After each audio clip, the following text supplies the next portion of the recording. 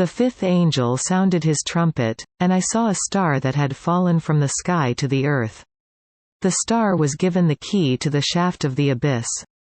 When he opened the abyss, smoke rose from it like the smoke from a gigantic furnace. The sun and sky were darkened by the smoke from the abyss. And out of the smoke locusts came down upon the earth and were given power like that of scorpions of the earth.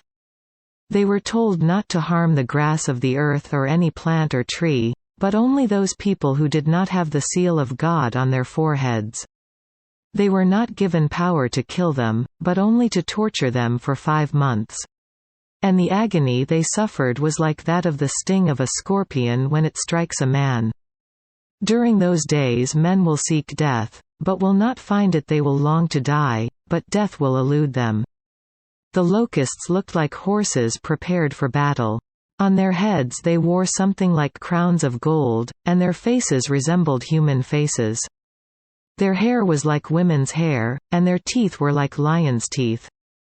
They had breastplates like breastplates of iron, and the sound of their wings was like the thundering of many horses and chariots rushing into battle. They had tails and stings like scorpions, and in their tails they had power to torment people for 5 months. They had as king over them the angel of the abyss, whose name in Hebrew is Abaddon, and in Greek, Apollyon. The first woe is past. 2 other woes are yet to come. The sixth angel sounded his trumpet, and I heard a voice coming from the horns of the golden altar that is before God. It said to the sixth angel who had the trumpet, "Release the 4 angels who are bound at the great river Euphrates."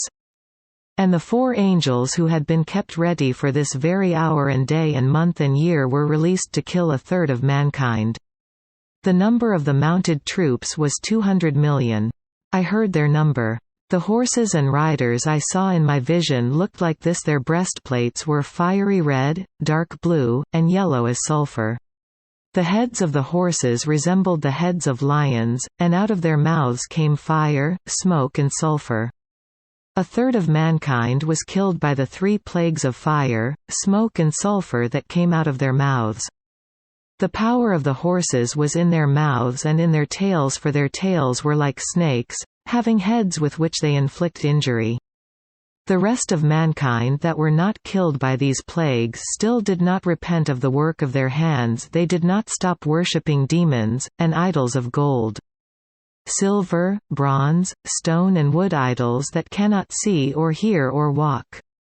Nor did they repent of their murders, their magic arts, their sexual immorality or their thefts.